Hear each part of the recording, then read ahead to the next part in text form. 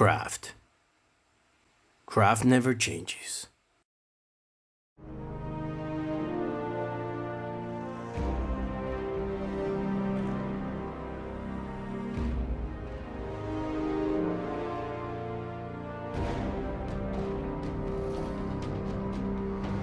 Hello there, welcome to the Metal Crafter. I'm Pablo. This is the first video of 2022 and I really hope everyone started the year the best you could. I've been 3D printing and painting a lot of sci-fi minis, which I'm going to show you in future builds, so it took me quite a while to edit this entry for the Fallout series. This time I'm going to show you how I made a Protectron Pod, which is going to look great with my recently 3D printed robot faction and also a Pulowski's preservation shelter, both of them Fallout 3 style. As always, if you enjoy the channel, remember to subscribe, turn on notifications and also follow me on social media. Let's hit the table! The very first step was looking into some reference images from the Fallout 3 game. I wanted for the pods to look as similar as possible, but I also wanted them to be playable. So I eventually took some liberties in both size and design. Even though it complicated the designs a bit, I wanted for both doors to open so I could place minis and elements inside. The pods could be found inside buildings or even outside, so thought they should have a concrete base. I went with these round MDF cuts to simulate that. Starting with the Protectron Pod, I used some cardboard rollers as main structure and first took some measures using a mini as reference. Cut a big piece where the door would slide, leaving a small stripe on both top and bottom to support the door.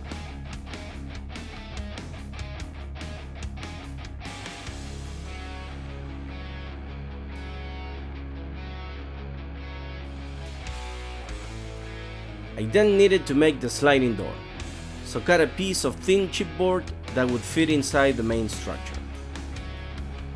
This is as wide as the inner circumference and around a centimeter higher than the structure. For the top of the pod and to work as rotating grip, I'll be using a milk bottle's tab. I used some super glue to hold both ends of the inner door together and for another tube inside the main structure.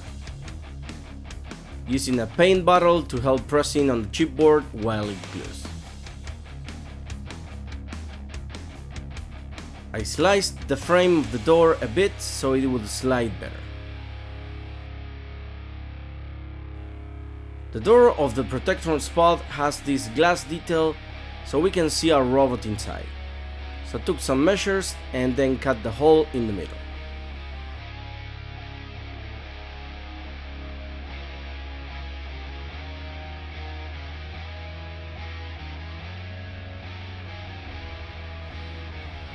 Also made some marks to place thin metal stripes on the outside of the door. Cut some thin chipboard stripes and glue them with super glue.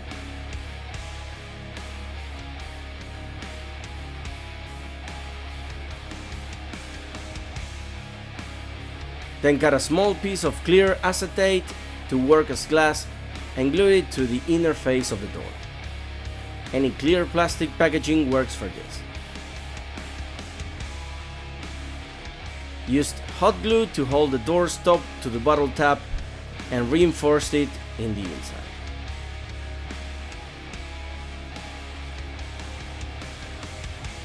I could still remove door and top from the main structure to easily continue with the build. Before continuing, I gave all cardboard parts a decoupage layer. I have some cool plastic pieces from sparkling water siphon bottles, so added some on the outside as further details. This is the part about taking liberties with the design. I sanded the top and added a piece of plastic from a deodorant spray.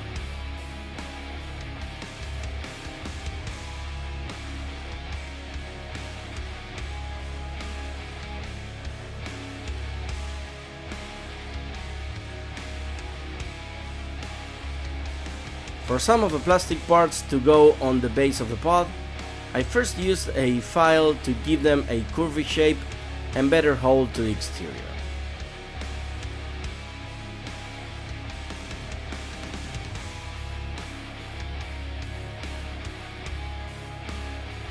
The inside of the pod also has some devices and lights, so cut another plastic piece and add it with super glue following the same process.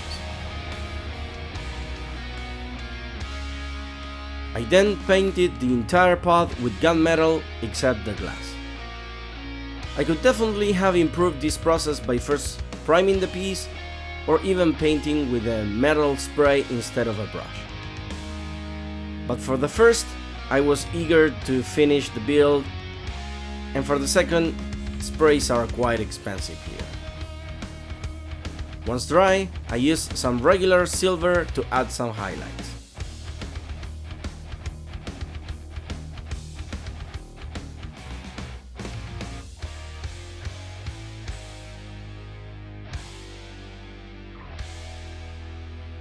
Then gave the entire piece a black wash and a later decoupage layer.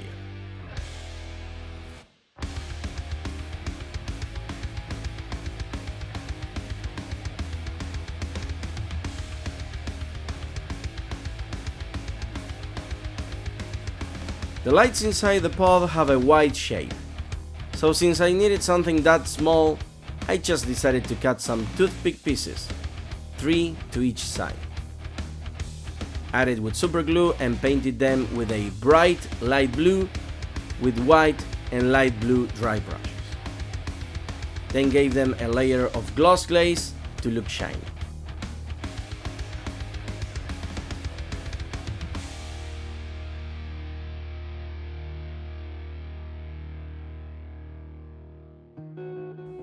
The Protectron pods are usually activated through a terminal, so I wanted to add that detail. The terminal is sometimes by the pod and others in a wall or desk, so I wanted to make it modular.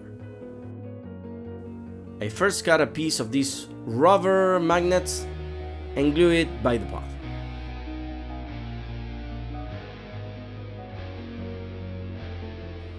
Then cut a small tin piece and glue it by the side of the 3D printed terminal. Then painted the terminal and the magnet part to look as part of the pod.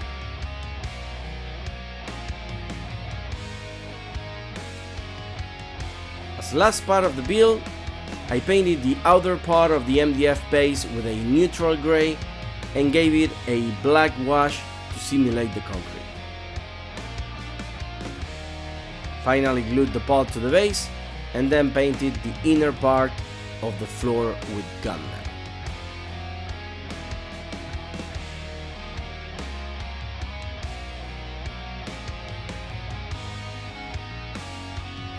Alright, for the preservation shelter I first designed and measured how big I wanted to make it. I wanted to keep that distinctive bigger top, but make it as narrow as possible, still being able to fit a mini inside. Same as with the other pod, cut a piece of the cardboard tube to work as main structure and a small chipboard piece to work as the inner cylinder. The door's design has several panels in different thicknesses, so I drew it in the inner cylinder and then cut out the panels. Glued another piece of chipboard on the inner face and hold the pieces together with some laundry clamps. Same as before, cut a hole in both cylinders where the door would go and gave all cardboard a decoupage layer.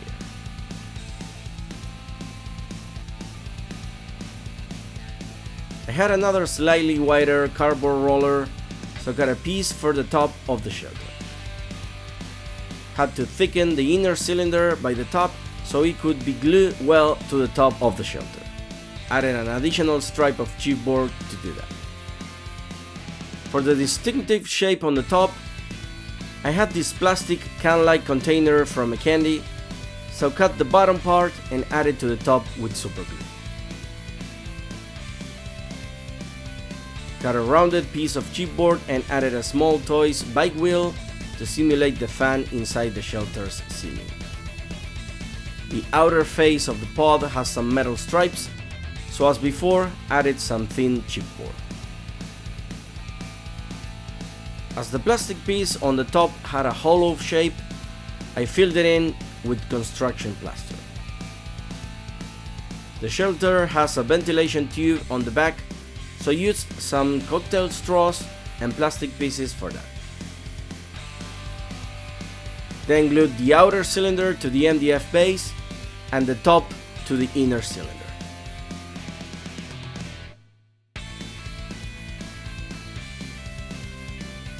With the structure ready, I moved on with an entire base of gunmetal paint.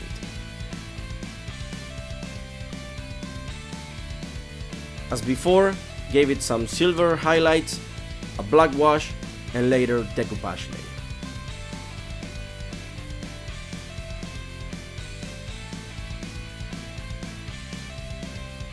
I had some great digitally designed prints for the danger and radiation signs in the shelter, but even though I have a 3D printer, I don't have a regular one.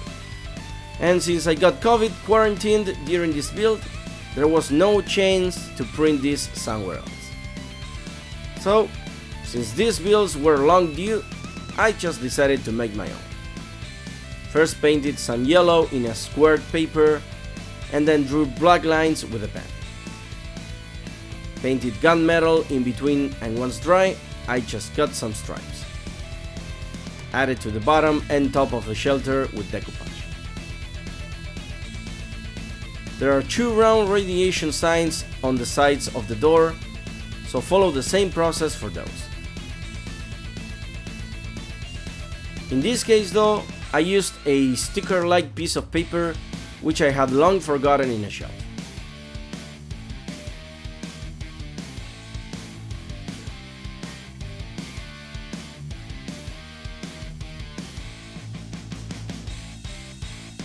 I painted the Pulowski's sign with a brush on the top, but then toned it down to barely see it. Added some black wash over the stickers so they also look better. Painted the concrete base as with the previous pod, and then moved on to the Occupy sign on the top. Used the same sticker-like paper as before with yellow and red paint.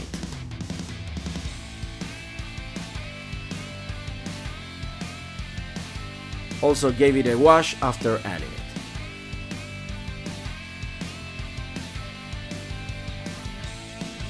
As very last detail, I added this cool shaped piece of plastic, also from soda bottles, which looks very similar to the coin slot from the shelter. Added with super glue and painted with gunmetal.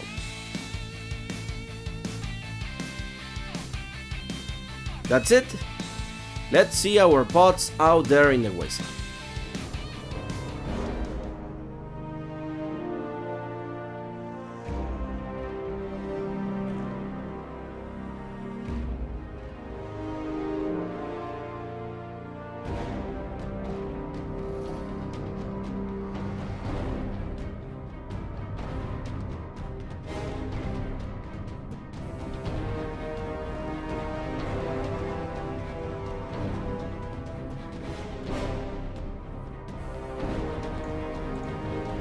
I was probably in unconscious vacation mode, and these pods really took longer than expected, but I'm happy with the result.